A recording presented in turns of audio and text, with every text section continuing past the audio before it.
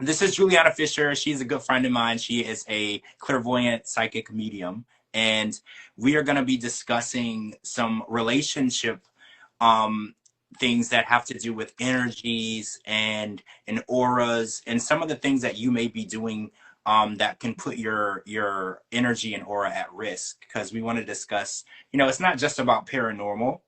Here we do want to discuss how these things can apply to your everyday life. It's not necessarily you're going to see a ghost every day, or you want to talk to someone who's passed on every day. So another thing that is relevant to my life is dating, right? Dating is very relevant to my life. I know it's relevant to a lot of people's lives. And I think a lot of people don't know the risks that are involved when you're getting involved with someone that you don't know, right? So when you go out on a date, you meet somebody on a dating app and you're getting to know this person's energy, their vibe, their aura. They're bringing a lot of things with them, and I kind of wanted to get into that and dig deeper, because I think a lot of people are like, oh, I'm just getting to know this person. And sharing energy is something that we do on a daily basis. When you go to the grocery store, you're sharing your energy. When you ride on the bus, you're sharing your energy. You're sharing Yeah, energy. right. And you get energy in your system. So I want to talk about, when people are dating, what are some of the risks that they can be putting themselves at when they're getting involved with someone who they don't know anything about? Because even if you know everything about someone, you don't know everything that is in their energy and the things that they're carrying with them. So what are some things that people should look out for, and what are some of the risks that they could be facing? I think if you get in a sex connection with someone, you can get all their karma, all their ex relationship energies. You can get so many bad energies. And the most people think, oh, it's just for fun, it's just because I love it, or I don't know. But the risk what you get on you is so worse because you get so bad energies in your whole system, in your aura. And yeah, so you get So all the things what the person have in their systems. so that's what I want to talk about. I want to focus on energy transfer. And Yeah. a lot of times people don't realize that when you're intimate with someone, you're transferring energy between each other.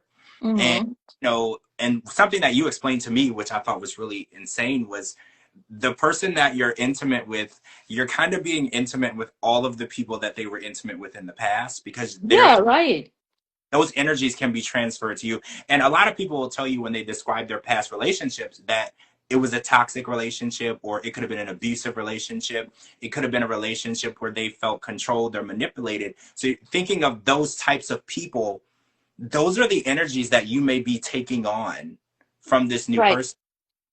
And they all have still energy cores from their ex relationships on them. And if they having sex with you or they have a strong connection with you, you can get all these really worse energies from the ex partnership in your system.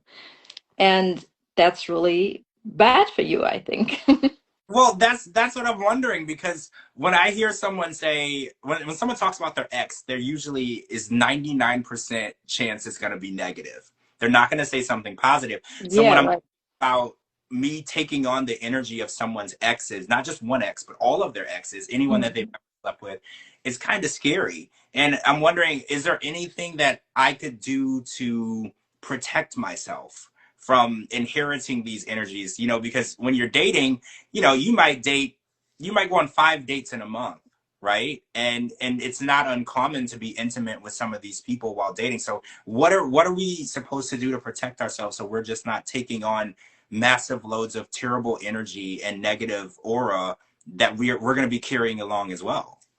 That's why I produce my own spiritual products to clean all the time your aura. You have the aura spray to protect your aura, but if you going on a Tinder date or you get in a deeper relationship with someone, it's really difficult to not get all these energies in your field. So you have to clean yourself and the person you are with too. So both of the persons have to clean all the negative and all the past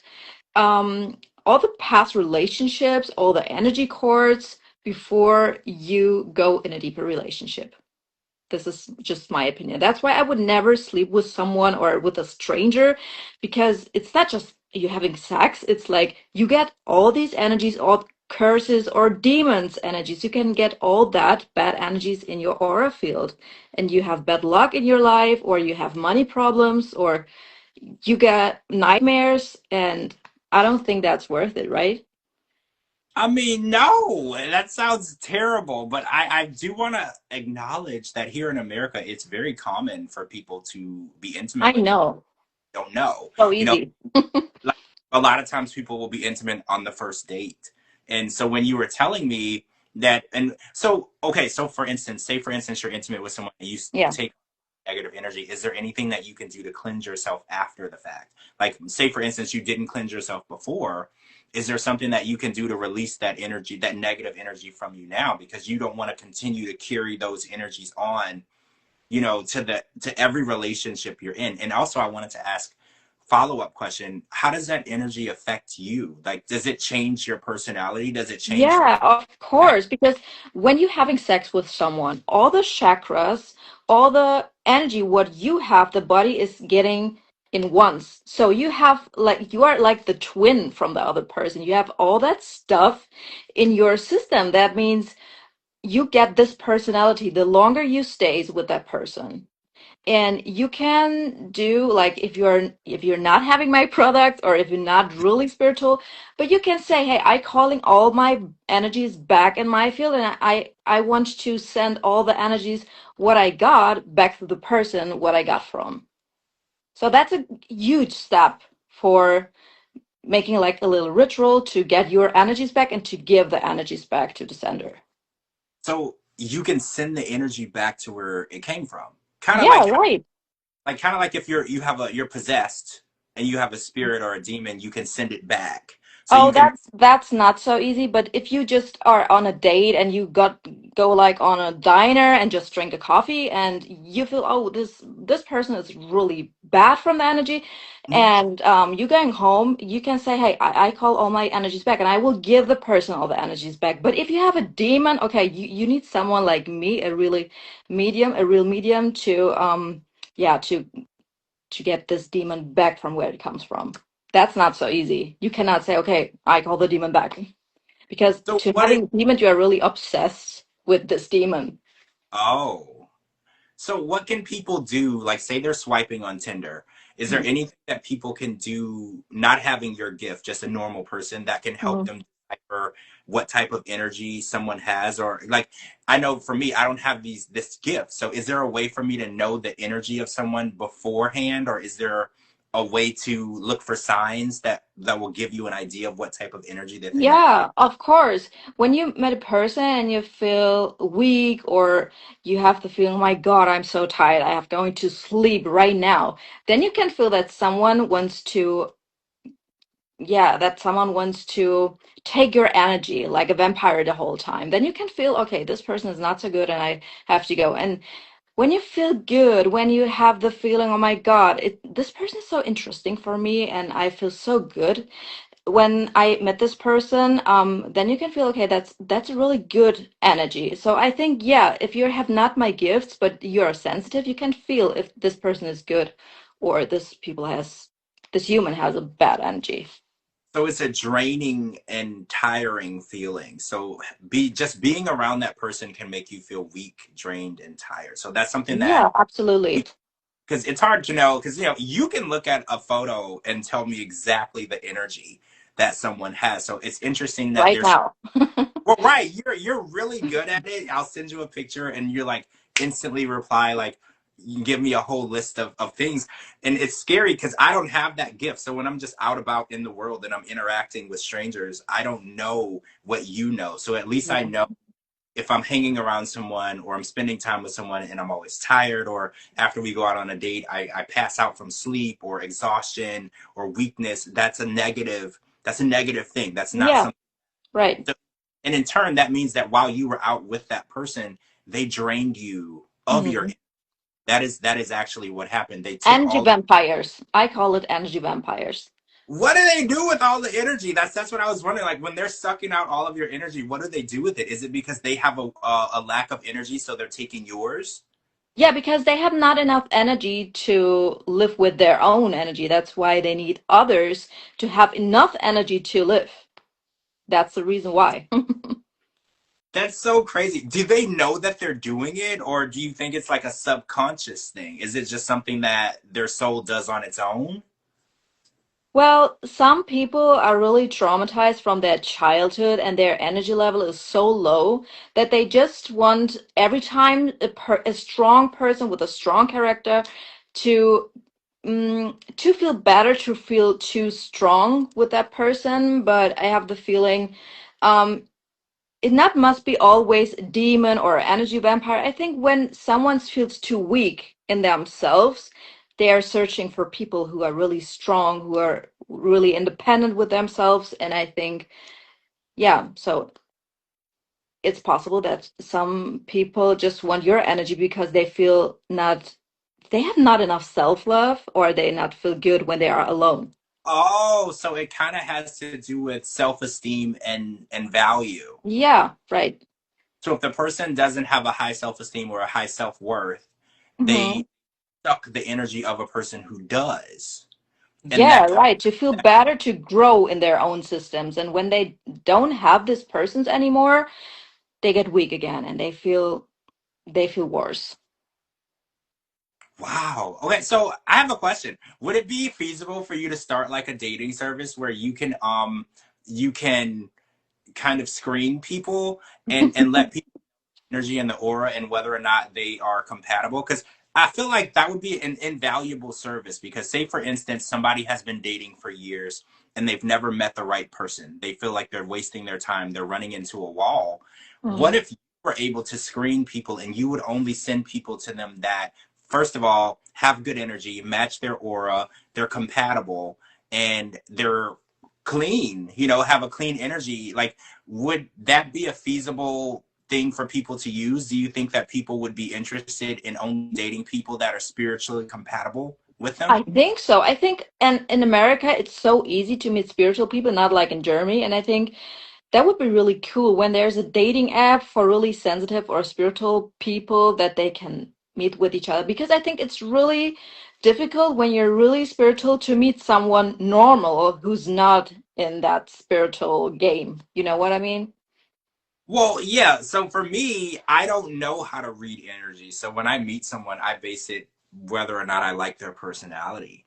And Hmm. I don't sense energies well. I've been known to befriend terrible people or date terrible people. So I'm not good at reading that. So I'm thinking, how matchmakers they'll get somebody who is financially compatible or who has the same education level as you or who has the same goals as you, but I Yeah. think that they're missing the spiritual level. And I think that's why so many relationships don't work, because you can't just be compatible on finances or goals or education. There needs to be a spiritual connection in order for you to build a relationship. And I think a lot of people, they're looking at looks, income, and Career. education. Right. And they're Yeah. missing the most important component. And I think when you can't Mhm. connect on a spiritual level, you can't connect. And I think that's why a lot of people find dating to be a empty process, because they feel drained at the end, because they give so much energy to finding the right person and so much energy to connecting with the person, and then at the end it doesn't work out and they just feel Mhm. drained and hopeless, and it seems like a pointless process. And I think it's because they're not focusing on the spiritual level of dating, because I think a lot of people don't realize that when you're connecting with someone on a spiritual level, that means you're connecting emotionally, intimately, physically. There's so many different levels of connection, and I think a Yeah. lot of people focus on the physical connection and the visual, and they don't focus on anything else, and that's why it always falls apart.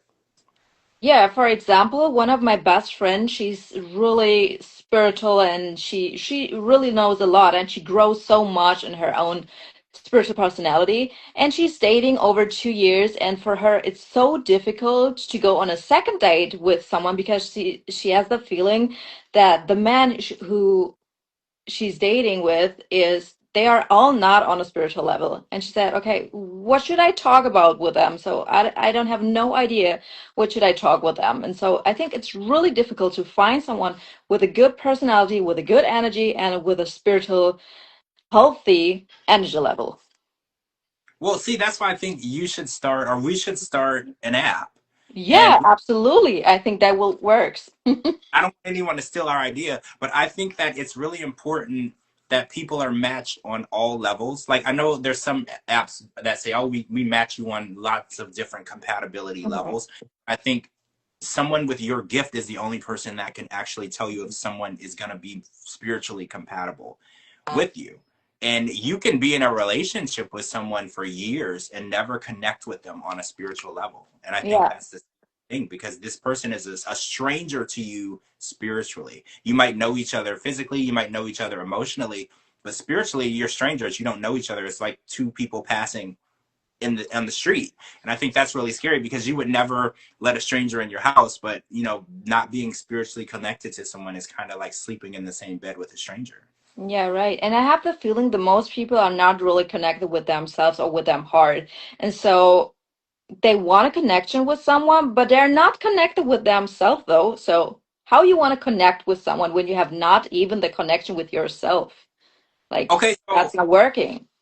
I want to unpack that. So when someone is not spiritually connected with themselves, what does that Yeah. mean?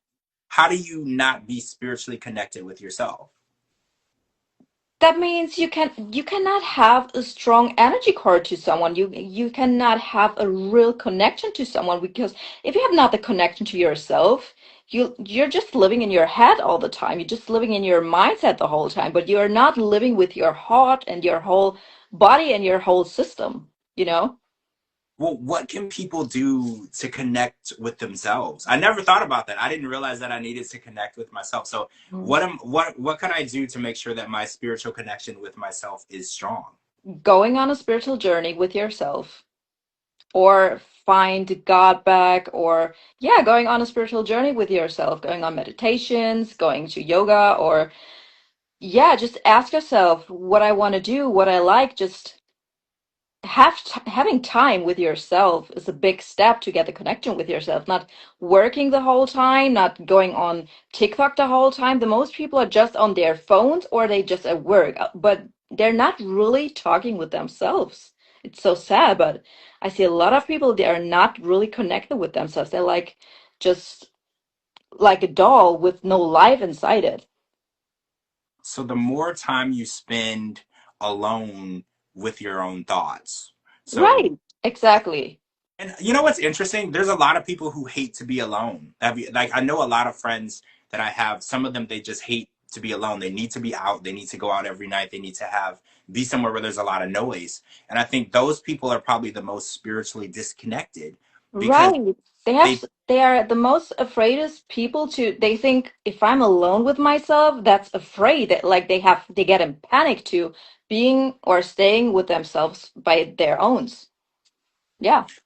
so people need to learn that it's okay to spend some time in your own head and get to know Right. your get to know the inner voice, because I learned that too. I have like an inner voice. I have like an inner dialogue. And I used to think that that meant I was crazy, but it's not necessarily that. It just means that your mind is in control of your mouth, it's in control of your body, it's in control of your speech. And Hmm. that inner dialogue is important. When you're sitting at home in the bed, laying down, looking at the ceiling, you can hear that dialogue really well. And I think a lot of people are scared by it, because a lot of people are like, "Well, who is that? Who Yeah, is right. talking in my head?" It's you. But you have to make sure that you and that dialogue are connected, and you're on the same page. You want the same things, and you're listening. A lot Hmm. of people don't listen to their mental dialogue, and I think a lot of times just because they're afraid of the idea that, oh, that's just a voice in my head, that's a negative thing. And if the voice isn't saying anything negative, it's not a negative thing. Sometimes a voice can just be crying out for help. It's Right. telling things that it wants you to do, habits it wants you to break, or goals it wants you to work towards. But if you don't listen to it, you're never going to accomplish that. And if your mind is trying to tell you something, you have to listen to what your mind is trying to tell you. Just like your body tells you when you're sick, your mind can also tell you, when you're sick or depressed or upset or you're in a bind or in a dilemma. Your mind will try to communicate with you the same way Mhm. stomach will tell you that you're not feeling well, but a lot of people are not listening to that.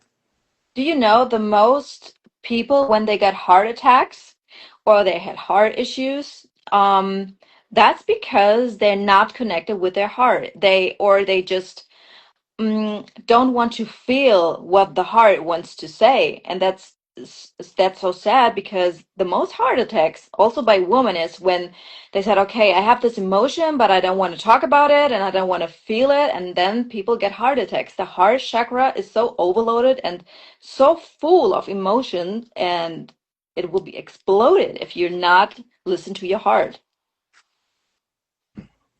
Well, how does the heart communicate with you? Now I'm curious. Like, is it a feeling? Is it an inner dialogue? Because I know that heart attacks are very physical. They say Mhm. that you feel things in your shoulders, you can feel things in your Mhm. neck, feel things in your back. So what is the heart's way of communicating with you? I think a good option to get in a connection with your heart is when you're getting on a healing session, like with me, because I'm doing heart opener healing sessions or heart healing sessions, and people learn to listen to their hearts or to feel their heart. The most people don't feel their hearts. They're just running or they go to gym and they have a little bit heart beating, but they're not really feel what's going on in their heart. Yeah, and that's the first step. Heart meditations, or you can put your right hand on the heart and go inside and say, "Hey, what do you want to say? What do you feel?" Like you can do that every time when you go to bed. That's a beginning for, yeah, the journey back to you and to your heart. That is so interesting. And I think a lot of people don't realize how many steps it takes to prepare yourself Hmm. be in a relationship, because a lot of people just think, "Oh, I'm single and I'm lonely, and if I was in a relationship, I would be Yeah, right. I'd I be." know people, and maybe they lovely and maybe they cool, but they have no connection to themselves, but they want just someone who loves them, who hugs them. But I can feel these people are not have a connection to themselves. So if people are not connected with themselves, they never could have a connection with you. Maybe they can be cute to you, maybe they can lovely to you, or they can be respectful to you, but they could never really love you. Because they have no connection, and you cannot go to their heart when the heart is closed. So a lot of people are looking to fall in love when their heart is closed off, and it's they're actually blocking their opportunity to find someone because they Hmm. don't that they're closed off from finding someone. That's kind of interesting. Yep. Without understanding myself, it led me to hanging on to stress. Yeah, I think a lot of people we focus on stress, we focus on work, we focus on everything that will cause your body to be in distress. We never focus on, like you were talking about, meditation and yoga. We never focus on things that will de-stress our bodies. We usually are focused on worrying and problems and issues and Yeah, finance, and right. we're putting a strain. A lot of people don't realize the strain that stress puts on your body, because a stress can actually cause a stroke. It can cause a heart attack. It's something that happens in your mind. You're creating scenarios and situations in your mind, and it's Hmm. actually affecting the organs of your body. It's affecting the way that your body functions.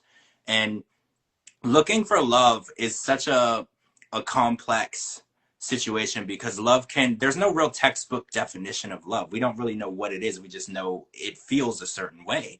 So when Hmm. you're looking for it, it's really interesting that people are not prepared to do that. Like, for instance, say you're going on a road trip. It's going to take you 2 days to drive there. You're going to go through a preparation process for your car. You're going to check the tires, you're going to change your oil, you're going to get gas, you're going to take all of this Yeah, preparation right. ready for that journey. But when we're trying to fall in love, we just kind of show up at the date. We don't do any back work or pre-work, and that's what's Hmm. interesting. Like, you got to work on yourself and make sure you're physically and mentally and emotionally prepared to be going on this journey, because love is a journey. I always say it's like a road trip. You're going to be driving across country. You're going to go through ups, downs, hills, rain, Absolutely. sleet, earthquakes. You're going to experience so many different things, and we're not prepared. We're not mentally prepared, spiritually prepared, emotionally prepared. We just kind of show up. We find a person that we think we like, and we show up to the date and we hope that it goes well. We don't prepare our mind, we don't prepare our heart, we don't prepare our soul. We just show up and hope that things go well. And I think that that's the main issue of why people have been finding love and then losing love quickly, or thinking they find love and then find out it's not love because you were never ready to receive love. You were Mm-hmm. looking, you weren't ready to receive. Yeah, you're absolutely right. And I think the most people who saying, "Oh my God, I want so madly a relationship. Oh my God, I need a man or I need a woman." These are all the same people who wants that others loves them, but they cannot love themselves. And the feeling what they want to have from another person is the feeling what they miss in themselves. Oh, okay. So this is interesting. So the want and need to being loved is actually a projection of what you want from yourself. And Yeah, I've heard, of course. Everything what you want from another person is something what you miss in yourself or what you search for.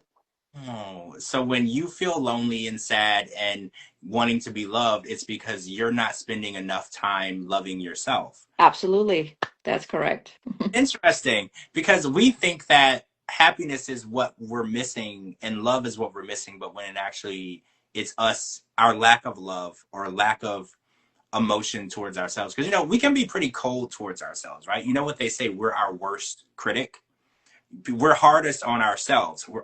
Other people aren't as hard as we are on ourselves, and I think that's where that lack of love comes from. I think that a lot of people are too hard on themselves. They don't give themselves enough credit.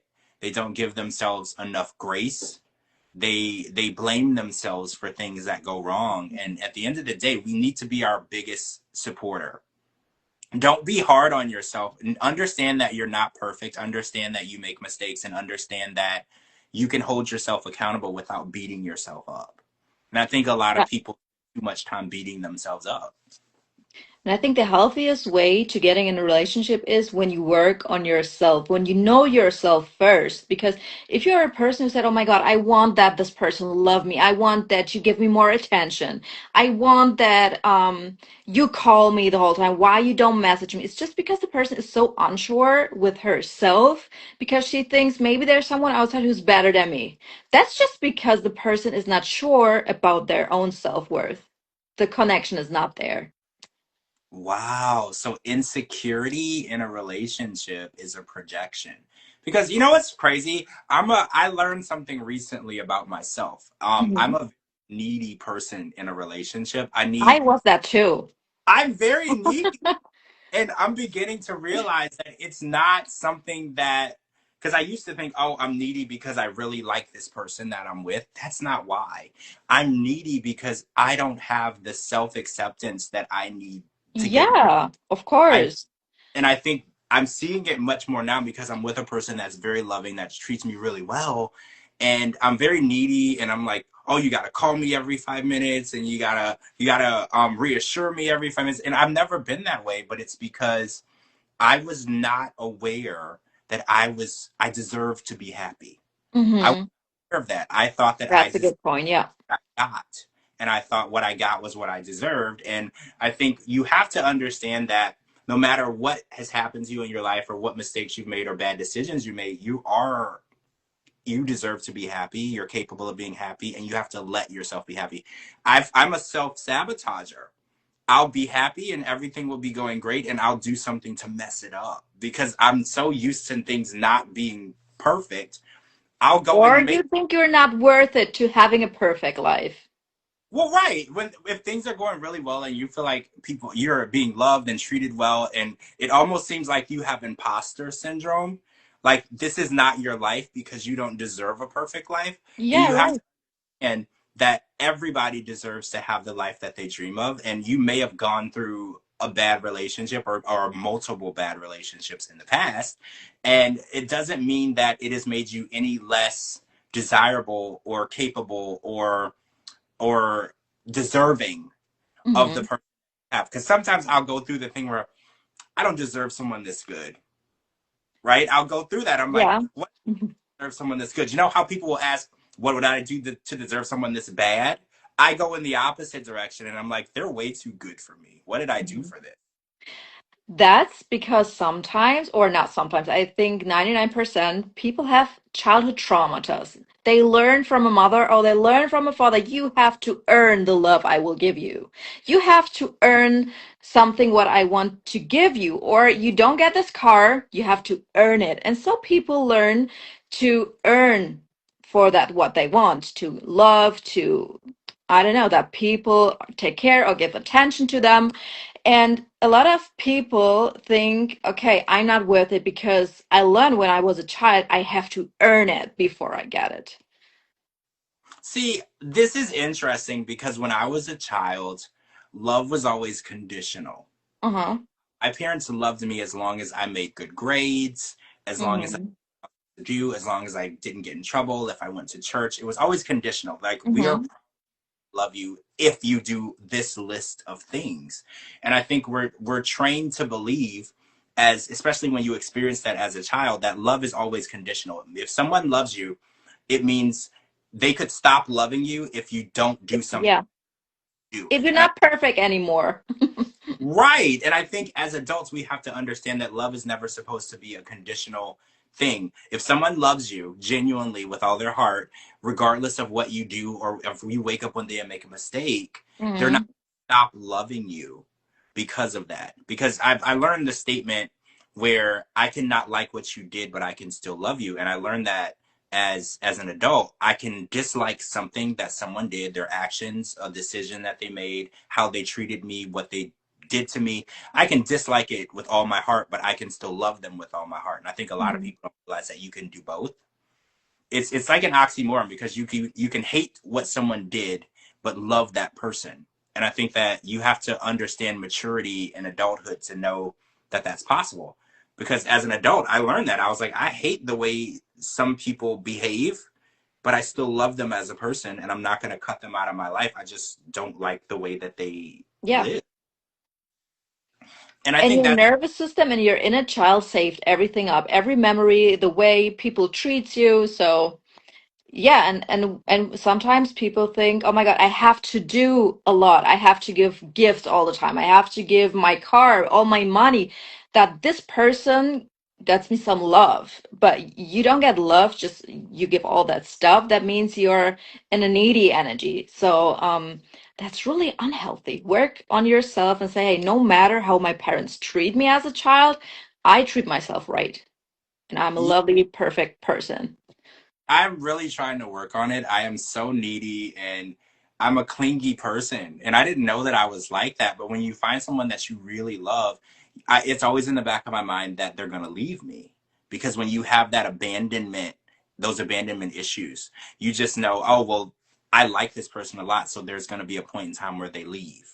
Because that's how things were when that trauma when you were younger or a past relationship, wherever you got your abandonment issues from, because I have those, it Mhm. always is in the back of your mind. You're like, as long as things are going right, there's a voice in the back of your head saying, they're going to leave you at some point and you have Right. to.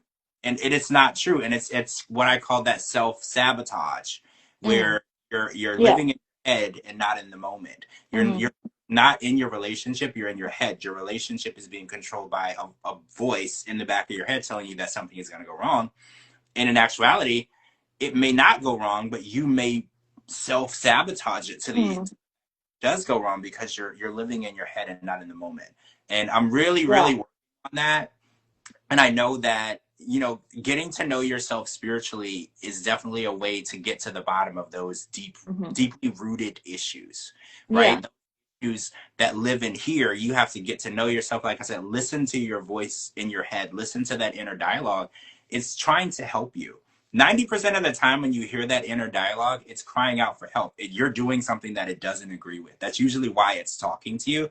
But a lot of people um, want to drown it out because they're like, oh, well, you're not supposed to have voices in your head. You're absolutely supposed to have an inner dialogue. Your mind is the central nervous system control of your body, and it's going to talk to you in many, many different ways. And we just have to learn to be receptive and to listen, because if the worst thing you can do is ignore your body, and that's mentally, Mhm.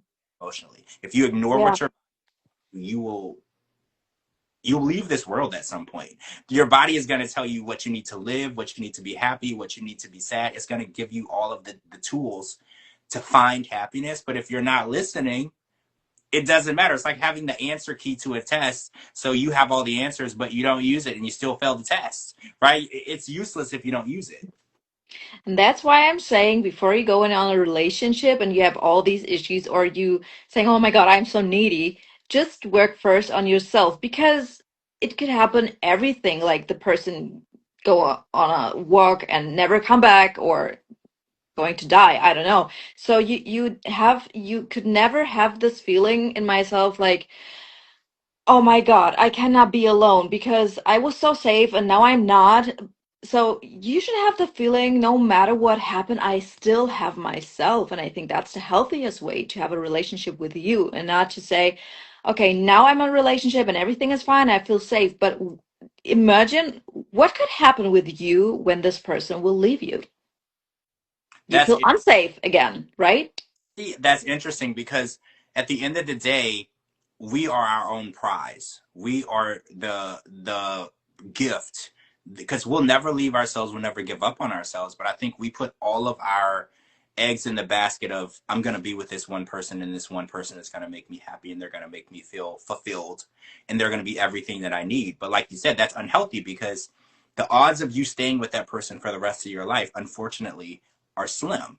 So if Right. your happiness is based only on whether or not this person stays with you for the rest of your life, you're gambling with your happiness. So what you said was so true. You have to know that at the end of the day, the person that loves you the most is you. Yeah. No one is ever going to love you more than you. And if loving yourself is enough and you can be happy just being yourself and being happy with yourself, finding love is just an added bonus. It's not Hmm. an I think a lot of people think since in the Bible there was Adam and Eve and it was a man and a woman, there need to be two people in Yeah. order to be happy. And I don't think that that's true. I think that there are people who lived a perfectly happy life and remained single. They didn't need another person to control whether or not they could be happy or whether or not they had permission to be happy. And I think we're positioned to believe, especially women, for some reason people are saying if a woman is in her 30s or mid 30s and she's not married, people will actually start asking, why aren't you married? Don't you want to be happy? Don't you want a family? And I think that Yeah. that's very damaging to a woman to say things like that, to Hmm. make it like she's not official or fulfilled until there's a man standing next to her. I think that's a really negative thing because like you said, your real happiness comes from within. And if you Right. can be and learn to love yourself, you don't really need another person. You might want someone, but needing and wanting are two different things. Right. And you have to realize you came into this world by your own and you will go by your own. So you will leave this world by your own. Yeah. And not with another person. Maybe you meet someone in heaven, but you will go this way alone first. Yeah, yeah, I always say that, and then I also add, I say you enter the world alone, you leave the world alone, and I say you go to Judgment Day alone. So when you get to Yeah. the you don't because I just said this the other day. I was like, you don't get to bring a team of people to be your character witnesses when you get to Judgment Day. When you face God and He asks you these questions, and whether or not you get into heaven or not is based on your answers, you don't get to call witnesses to the stand to talk in your behalf. It's only you. So it's all up to you. And I think that's the same on this earth. Whether you want to be happy, whether you want to be sad, what your goals are, it's all up to you. Because I think a lot of times we focus a lot on blaming other people. We'll say, oh, well, I could have done this if this person wouldn't have left me, or I could have done this if this person would have believed in me, or I could have done this if this person would have given me more support. We got to stop doing that. We are in control of our own destiny. And, if you had a spouse that was unsupportive of your goals, it doesn't necessarily mean that spouse is the reason why you never achieved that goal. It just Mhm. means that you allowed that person to be the reason. They Yeah. didn't become the reason. You allowed them to become the reason. We're the only ones in control of our destiny. And if we want to do something, we can do it. If you're in a relationship and your husband doesn't want you to go back to college, then you might not need to be in that relationship. If your goal is to get your education, then that's where your happiness lies. And Hmm. compromise between love and happiness. I think a lot of people do that a lot. Like some people want children, some people don't, and they compromise between happiness and love. Those two things need to be intertwined, or it's not going to work. Right. Yeah.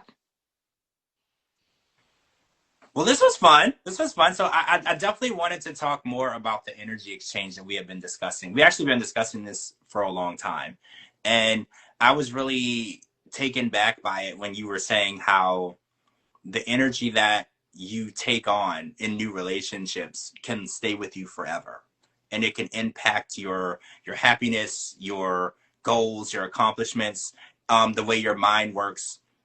This was really intriguing to me because, when people are entering the dating world, there's already a lot of risk, there's a lot of responsibilities, there's a lot of things that they are focusing on, and I think the main thing that they ignore are the energy transfers. Because you think, oh, we have a good intimate connection, you may, but you don't know what that person is transferring to you. It's kind of like when you go to a party. Remember, well, I don't know if they did this in Germany, but in America when we were younger, there wasn't a cure for the flu or Hmm. pox. So our parents would find out when one kid had the flu or the chicken pox, and they would have a sleepover, and they would send all of the kids there, because once you get it once, your immune system, especially for chickenpox, will build up to where you wouldn't get it again. But Hmm. until you get it, and you need to get it at a young age to build up your immunity. So our parents would find out which kid had chickenpox or whatever, and then they would have a big sleepover, so we would all get it. I don't know if they did that there, but that was kind of, No, I never did that before. yeah, that's something that they do here in the US. I don't know if they still do it, but this was like when I was growing up. And then my mom told me later in life, she was like, yeah, the reason why, because I was like, remember that time I went there and I got sick? She's like, yeah, we knew you were going to get the chicken pox. The whole point was for you to get it at a young age so you would build an immunity for it. And I think that that's kind of like what we were talking about now. Like you got to get these things out in the open. You have to learn how to love yourself, connect with yourself spiritually. So the idea of people thinking the inner dialogue is making you sick, it's actually something that's going to make you healthy. And especially if you listen to it, you pay attention to it, you pay attention to your body, and your energy. And oh, and you taught us tonight, when you go out with someone new, and if you come home and you feel overly tired, drained, or exhausted, or weak, that's a sign of that person stealing your energy. And the longer you stay with that person, the longer they will take your energy and they will bleed you dry. So these, I always say if you're having sex with someone or you stay for a long while with someone, it's like you're having a cold. The other person gets that cold too, right? And it's like the same with energies. Everything what you have inside you, you have always an energy core to everyone you meet. You're going on a bus, you're going on a supermarket, and you talk with someone or you stand behind someone. You have an energy core because everything is energy. And if you stay with someone, you get like the twin from that other person. Do you know, sometimes when someone gets in a relationship with someone and they don't like some stuff, but after a while they like that stuff because all the character, all that main character is going to the other person too. Like they become like the person they're staying with. oh, I understand. So if you were with someone for a long time and you think that you dislike a certain activity or a certain type of movie or a certain type of food, and then you break up with that person and you find yourself enjoying the things that you thought you did not like, it's Yeah, because you're completely. getting the twin from the person you stay with because every energy is mixed. Wow, it's so crazy. It's a crazy thought, but it's important that people are aware the risks that they're taking, especially when they're dating and they're being intimate with new people. And I want to talk a little bit more. So Juliana has a website that you guys can go to where you can purchase these products, where you can cleanse yourself of bad energy and bad auras and spirits. I think it's important that people know what the products are, how they can get them. What's your website? Where can people go? You can go on my bio on Instagram, and there's my website, and they can see all my products, what all my gifts are, and my whole life history and my spiritual life history. Yeah. Oh So yeah. thank you People for joining. Yeah, everybody, thanks for joining. And also, if you're moving into a new house, I know there's this website people use called diedinhouse.com. Juliana can help you cleansing your home too, because when you're moving into a new space, it's very important that you cleanse any negative energy or spirits or auras that were living there, because you never know what you get in a new space. You never know the type of people that were there before you. So, You don't know Julia, the story, what's happened there, or a murder case. You don't know what's going on there, and you take that all in your system. well, right, and The then same with that sex energy connection. So when right, you going in a right. new home, and all the because there's now your energy, it's your home, and so you take all that energy in your system from all the people what lives before you meet this home or buy this home. I don't know. Yeah. Your products can help with that, right? You can help do a cleanse on the home. Yeah, from energy cords, from memories, from old energies, when someone passing away and the soul is still stuck in there, I can bring the soul to heaven. Right. Oh, we have so much questions, I think. I don't know, but I see now we have a lot of followers who asked something, right? Kind of Yeah, when old comments. I couples try. start to look alike. Yeah, true. And I thought about something when some people, the longer people stay with each other, sometimes people die like in the same time or just weeks or months later because the energy is so connected with that the other part of that relationship, the other person, have no life energy anymore to stay without this person anymore. That's so crazy. That's actually a thing in the US. We call it when the person died of a broken heart. Hmm. So when the husband or wife passes away first, the other person dies within a year or so. They I pass. think it's because of energy, because you have the energy from the other person in your system, and the other person have the energy in his system. So I think, or in their systems. So I think if you live with each other, with your energies with each other, so when one part is going or it's going to be to die, there's no energy to live anymore. So that's just a spiritual thing for me. But I saw it because my grandparents were so long in a relationship with each other. My grandpa passed away last May, and my grandpa passed away this January, so just 9 months. And I think, and I felt when my grandma passed, it was like his whole energy is getting more and more away because he had not her energy anymore to live again.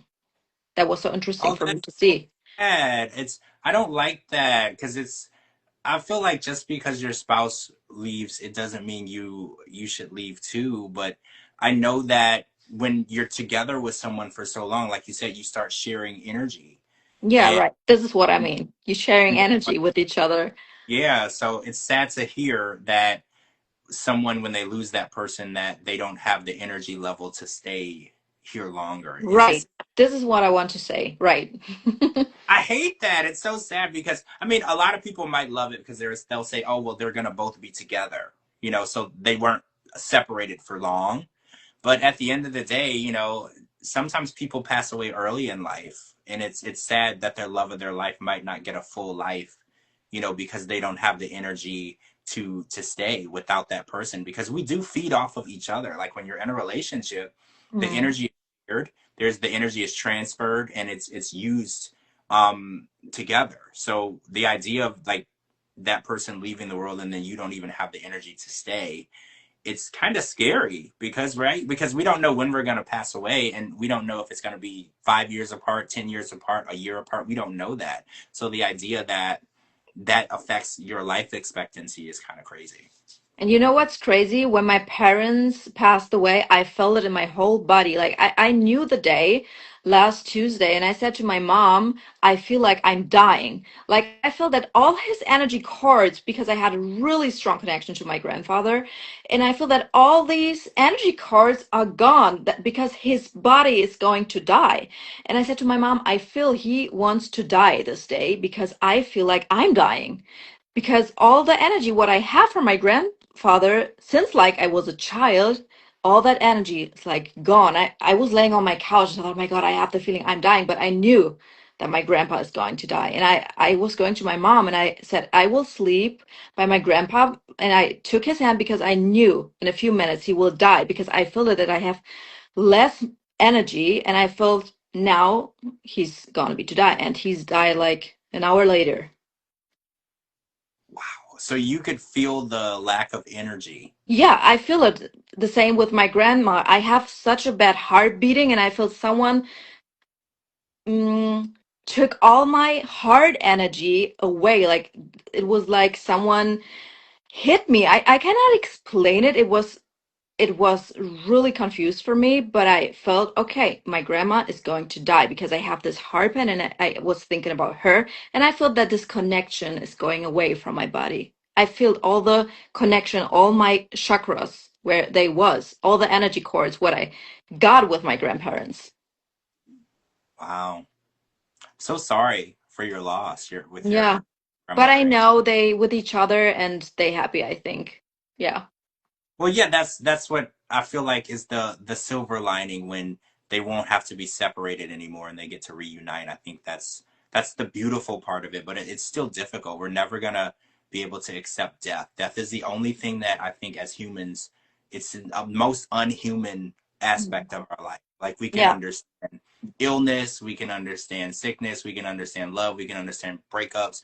Death is like the only thing that we've never fully understood or grasped. Like we don't Mhm. know how to cope with it, and no matter how many centuries it's been around, we still don't know how to handle death. It's just the one thing that we can't master. You know what was also interesting? I think for all the followers, it's so interesting. I was going to my mom when I felt that my grandpa is now it's the time that he will going to die. And I was going to his bed and took his hand, and I felt that his soul was already out of his body. I felt that he was like behind me, and I was running to my mom and said, "Hey, his body is behind me, but he's still breathing." And it took I think 5 minutes and then he passed, but it was so a new spiritual experience for me to know sometimes the body is still working and still breathing and the heart beating is still there, but the person is already gone. That was really interesting to see that my grandfather was staying there on his own bed, but he was still breathing. Wow, that is insane. Well, I heard people say that when someone passes away, there's still a moment in time where their body is still functioning. I don't Right. remember what they said, but they said like when the body or soul passes, there's like a moment in time where the body they still coherent, they still know what's going on, but the body is legally dead. And I think that it has to do with their spirit and their soul because the Mhm. soul and the separate Yeah. things. And I think that the body can exist without the soul, right? I think the body can exist without the soul, but it's just a vessel. You can't, it doesn't go the other way around. So it's just, the whole thing is really interesting. It's really hard to understand if you're not spiritual, if you don't really understand the spiritual realm. Mhm. Yeah. Well, I think we run out of time, right? I think, yeah, it's time for us to end. I think you have. I don't know if you guys know, it's very late. In where Juliana is. So when we do these lives, it's a little early for me, but it's kind of late in her It's neck of the okay. I woods. just have 5 minutes. If you want just to talk about something, I'm still here. Oh Just no, have to. I think we covered everything unless there's Okay. something you wanted to cover. I feel like this was a fun conversation. It's very intriguing. I feel like it got a little complex. I hope we were able to explain everything to everyone in a way that they could understand. Because like I said, it's a very complex subject. A lot of times people are not fully open to the spiritual realm, so sometimes they don't fully understand it. So I try to explain it in the best way I know how. I try to use metaphors.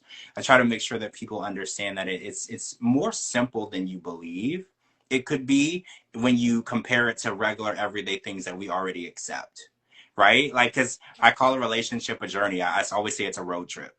Mhm. When you compare it to something that we've already understood and mastered, it's a lot easier for you to fathom. Yeah. Well, thank you so much for joining. This is Giuliana Fischer. Make sure you go and check her bio where all of her products are. You can book personal sessions with her, as well as purchase her products for cleansing. And this cleansing can be used for, are you going to do a podcast to your, I'm sorry. Are you going to post this? Yes, Giuliana is going to save this live and she's going to do a collaboration. So you can go back and rewatch this on either my Instagram or Giuliana's Instagram. Thank you for that. And yeah, make sure you check out her products, the cleansing products, as well as products that you can use to clean your home, as well as clean energies as well. Thank you so much, Giuliana. Thank you for having me, George. Of course. I love having you on. I have such an amazing response when I have you on. I'm George Mossey. This is the George Mossey Show. Thank you for Giuliana Fischer. And you guys have a wonderful night and evening. And don't worry, we'll be doing these regularly. I know I keep saying that and then things keep happening, but we are going to continue and do these regularly. Thank you, guys. Good night. Thank you, guys. Good night. Good night, time. Bye.